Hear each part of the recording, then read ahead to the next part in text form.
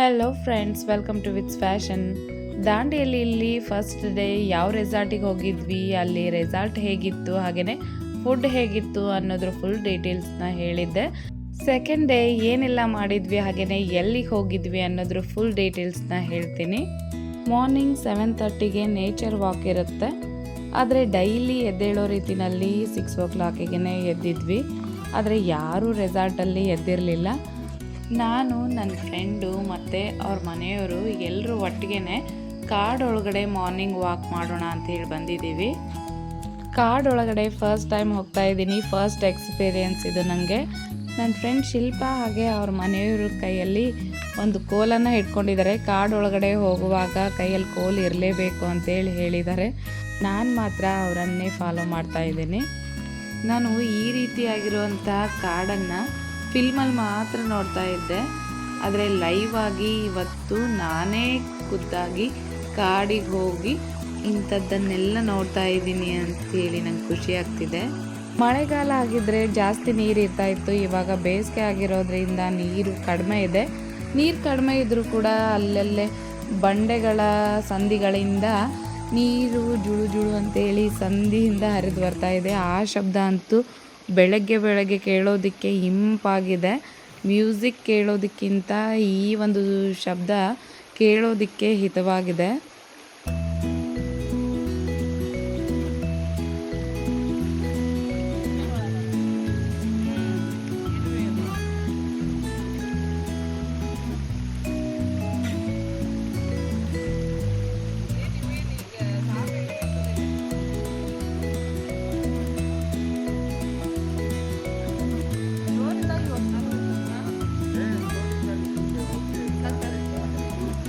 ಇಲ್ಲಿ ನೋಡಿ, 2 ಮರಗಳು ಒಟ್ಟಿಗೆ ಅಂಟ್ಕೊಂಡು ಬೆಳೆದಿದೆ.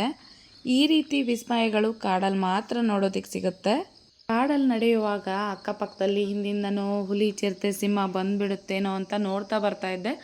ನಿಜ ಹೇಳಬೇಕು ಅಂತ ಹೇಳಿದರೆ, ಪ್ರಾಣಿಗಳಿಗೆ ಮನುಷ್ಯನನ್ನು ಕಂಡ್ರೆ ಎಷ್ಟು ಭಯ ಇರುತ್ತೋ ಮನುಷ್ಯನಿಗೂ ಅಷ್ಟೇ ಪ್ರಾಣಿಗಳನ್ನು ಕಂಡ್ರೆ ಅಷ್ಟೇ ಭಯ ಇರುತ್ತೆ. ಎಷ್ಟೇ ಆಗಲಿ ನಾವು ಭಾರತೀಯರಲ್ವಾ, ನಮಗೆ ಭಯ ಇರೋದಿಲ್ಲ, ಬಂಡ ಧೈರ್ಯ ಇರುತ್ತೆ. ಈ ಮಾತನ್ನು ನೀವು ಕೂಡ ಒಪ್ಕೊಳ್ತೀರಲ್ವಾ? ನಡೆ ಮುಂದೆ ನುಗ್ಗಿ ನಡೆ ಮುಂದೆ, ಜಗ್ಗದೆಯ ಕುಕ್ಕದೆಯ ಹಿಗ್ಗಿ ನಡೆ ಮುಂದೆ, ಪೆಚ್ಚ ಬಿಡು ನೆಚ್ಚ ನೆಡು ಕೆಚ್ಚದೆಯ ಗುಡಿಯಲ್ಲಿ,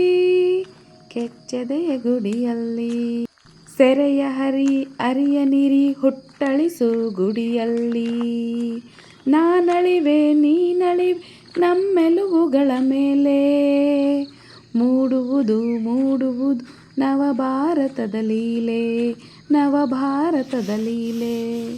ಹೀಗೆ ರಾಜ್ಕುಮಾರ್ ಅವರ ಹಾಡನ್ನು ಹಾಡ್ತಾ ಕೊನೆಗೆ ನಮ್ಗೆ ನಾವೇ ಧೈರ್ಯವನ್ನು ತುಂಬ್ತಾ ಫೈನಲಿ ನಾವು ರೆಸಾರ್ಟ್ನ ರೀಚ್ ಆದ್ವಿ. ಮಾರ್ನಿಂಗ್ ವಾಕ್ ಮುಗಿಸ್ಕೊಂಡು ರೆಸಾರ್ಟಿಗೆ ಬಂದ ತಕ್ಷಣವೇ ಸ್ವಲ್ಪ ಹೊತ್ತು ಶಟಲ್ ಬ್ಯಾಡ್ಮಿಂಟನ್ನ ಆಡಿದ್ವಿ. ನೆಕ್ಸ್ಟ್ 1-2 ಅವರ್ಸು ಜಾಸ್ತಿ ನಾವು ಸ್ವಿಮ್ಮಿಂಗ್ ಪೂಲಲ್ಲಿನೇ ಟೈಮ್ ಸ್ಪೆಂಡ್ ಮಾಡಿದ್ದು. ಯಾವಾಗಲೂ ಒಂದ್ಸಲ ಸ್ವಿಮ್ಮಿಂಗ್ ಮಾಡೋದಕ್ಕಿಂತ ಡೈಲಿ ಸ್ವಿಮ್ಮಿಂಗ್ ಮಾಡೋದ್ರಿಂದ ನಮ್ಮ ಬಾಡಿಗೆ ಒಂದೊಳ್ಳೆ ಎಕ್ಸಸೈಸ್ ಆಗುತ್ತೆ.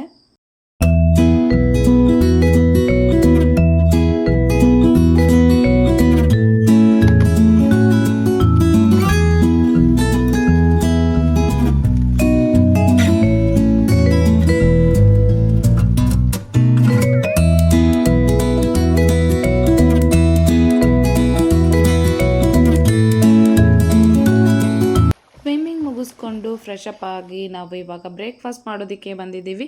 ಬ್ರೇಕ್ಫಾಸ್ಟಲ್ಲಿ ಬ್ರೆಡ್ಡು, ಜಾಮು, ಪೂರಿ, ಸಾಗು, ಚಟ್ನಿ, ಪಾಸ್ತಾ, ಅವಲಕ್ಕಿ ಮತ್ತು ಬಾಯ್ಲ್ಡ್ ಎಗ್ ಕೂಡ ಬ್ರೇಕ್ಫಾಸ್ಟಲ್ಲಿ ಇತ್ತು. ಇಷ್ಟೆಲ್ಲ ಐಟಮ್ಸ್ ಇದ್ದರೂ ಕೂಡ ನಂಗೆ ಇಷ್ಟವಾಗಿರುವಂತಹ ಇಡ್ಲಿನೇ ಇರಲಿಲ್ವಲ್ಲ ಅಂತೇಳಿ ಬೇಜಾರಾಯಿತು. ಬ್ರೇಕ್ಫಾಸ್ಟ್ ಮುಗಿಸ್ಕೊಂಡು ರೂಮ್ ಚೆಕ್ಔಟ್ ಆಗ್ತಾ ಇದ್ದೇವೆ. 9:30 ಆಗಿದೆ. ಇವಾಗ ಇಲ್ಲಿಂದ ನಾವು ವಾಟರ್ ಆ್ಯಕ್ಟಿವಿಟೀಸ್ ನಡೆಯುವಂಥ ಪ್ಲೇಸ್ಗೆ ಹೋಗಬೇಕು. ರೆಸಾರ್ಟ್ ಬುಕ್ಕಿಂಗ್ ಮಾಡುವಾಗ ಅಮೌಂಟನ್ನು ಏನಾದರೂ ಪೇ ಮಾಡಿರ್ತೀರಲ್ವ, ರೆಸಾರ್ಟ್ ಚೆಕ್ಔಟ್ ಆಗುವಾಗಲೂ ಈ ರೀತಿ ರೆಸಿಪ್ಟನ್ನು ಕೊಟ್ಟಿರ್ತಾರೆ. ಅಂದರೆ ಈ ರೀತಿ ರೆಸಿಪ್ಟನ್ನು ಕೊಟ್ಟಾಗ ಆ ರೆಸಿಪ್ಟನ್ನು ನೀವು ವಾಟರ್ ಆ್ಯಕ್ಟಿವಿಟೀಸ್ ನಡೆಯುವಂಥ ಪ್ಲೇಸಲ್ಲಿ ಅದನ್ನು ತೋರಿಸಿದ್ರೆ ಇಲ್ಲಿರುವ ಎಲ್ಲ ಆಟಗಳನ್ನು ಫ್ರೀಯಾಗಿಯೇ ಆಡ್ಬೋದು. ರೆಸಿಪ್ಟ್ ಮಾತ್ರ ಕಂಪಲ್ಸರಿಯಾಗಿ ಇರಲೇಬೇಕು, ಇಲ್ಲ ಅಂದರೆ ಪ್ರತಿಯೊಂದು ಆಟವನ್ನು ಪೇ ಮಾಡಿನೇ ಆಡಬೇಕಾಗುತ್ತೆ. 15 ವರ್ಷದ ಒಳಗಿನ ಮಕ್ಕಳಿಗೆ ಜಾರ್ಬಿಂಗು ಮತ್ತು ಬೋಟಿಂಗ್ ಆಡೋದಕ್ಕೆ ಮಾತ್ರ ಅವಕಾಶ ಇರುತ್ತೆ. ಉಳಿದಿರೋವಂಥ ವಾಟರ್ ಆ್ಯಕ್ಟಿವಿಟೀಸ್ನ ಆಡೋದಕ್ಕೆ ಅವಕಾಶ ಇರೋದಿಲ್ಲ. ನಾವು ಕೂಡ ಜಾರ್ಬಿಂಗು, ಕಯಾಕಿಂಗು, ಬೋಟಿಂಗು, ರಿವರ್ ರಾಫ್ಟಿಂಗು, ಜಿಪ್ಲೈನು ಪ್ರತಿಯೊಂದು ಆಟಗಳು ಒಂದಕ್ಕಿಂತ ಒಂದು ಟಾಪ್ ಆಗಿದ್ದಾವೆ. ಸಿಕ್ಕಾಪಟ್ಟೆ ಎಂಜಾಯ್ ಮಾಡ್ತೀರಾ. ಪ್ರತಿಯೊಂದು ಆಟನೂ ಮಿಸ್ ಮಾಡ್ದೇ ಆಡಿ. ನೀವು ರೆಸಾರ್ಟಲ್ಲಿ ಸ್ಟೇ ಆಗೋದಕ್ಕೆ ಇಷ್ಟ ಇಲ್ಲ, ನಮಗೆ ಒನ್ ಡೇ ಟ್ರಿಪ್ ಅಂತ ಹೇಳಿ ಬರ್ತೀವಿ ಅನ್ನೋ ಹಾಗಿದ್ದರೆ ಪರ್ ಹೆಡ್ 1050 ರುಪೀಸ್ ಪೇ ಮಾಡಿದರೆ ಮಾರ್ನಿಂಗ್ ಬ್ರೇಕ್ಫಾಸ್ಟು, ಲಂಚು ಹಾಗೆಯೇ ಈವ್ನಿಂಗ್ ಸ್ನ್ಯಾಕ್ಸ್ ಕೂಡ ಆ್ಯಡ್ ಆಗಿರುತ್ತೆ. ಅಲ್ಲದೆ ವಾಟರ್ ಆ್ಯಕ್ಟಿವಿಟೀಸ್ ಕೂಡ ನೀವು ಫ್ರೀಯಾಗಿಯೇ ಆಡ್ಬೋದು. ಅದರಲ್ಲಿನೇ ಅದು ಇನ್ಕ್ಲೂಡ್ ಆಗಿರುತ್ತೆ ನೀವು ಪೇ ಮಾಡಿರೋಂಥ ಅಮೌಂಟಲ್ಲಿನೇ. ಫ್ಯಾಮಿಲಿ ಜೊತೆ ಟ್ರಿಪ್ ಬರೋದಕ್ಕಿಂತ ಮೊದಲು ಫ್ರೆಂಡ್ಸ್ ಜೊತೆ ಇಲ್ಲಿ ಒನ್ ಡೇ ಟ್ರಿಪ್ ಬಂದಿದ್ವಿ.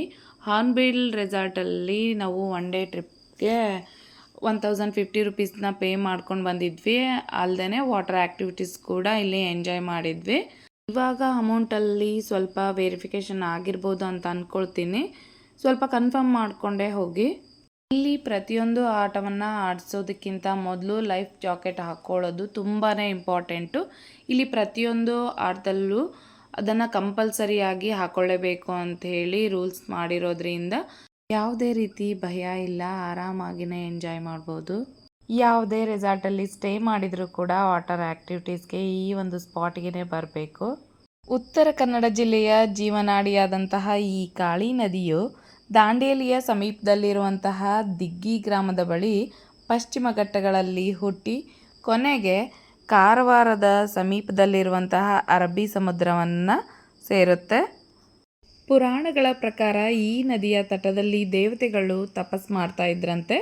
ಹಾಗಾಗಿ ಕಾಳಿ ದೇವಿಯ ಆರಾಧನೆಯಿಂದಾಗಿಯೇ ಈ ಒಂದು ನದಿಗೆ ಕಾಳಿ ನದಿ ಅಂತೇಳಿ ಹೆಸರು ಬಂದಿದೆ. ಕಾಳಿ ನದಿಗೆ ದಾಂಡೇಲಿಯ ಸಮೀಪ ಸೂಪಾ ಅಣೆಕಟ್ಟು ಸೇರಿದಂತೆ ಹಲವಾರು ಅಣೆಕಟ್ಟುಗಳನ್ನು ನಿರ್ಮಾಣ ಮಾಡಿದ್ದಾರೆ.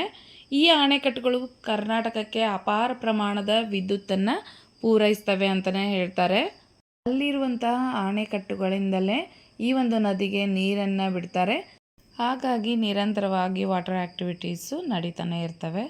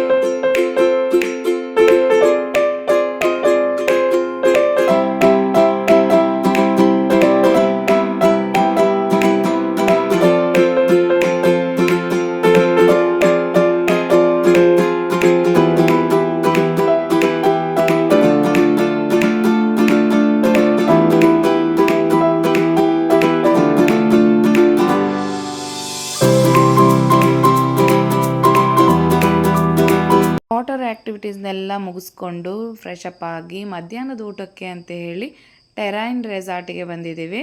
ಈ ರೆಸಾರ್ಟ್ ಕೂಡ ನೋಡೋದಕ್ಕೆ ಸೂಪರ್ ಆಗಿದೆ. ಅಲ್ಲದೆ ಇಲ್ಲಿ ಸಪ್ರೇಟ್ ಆಗಿರುವಂತಹ ಕಾಟೇಜಸ್ ಕೂಡ ಇದ್ದಾವೆ.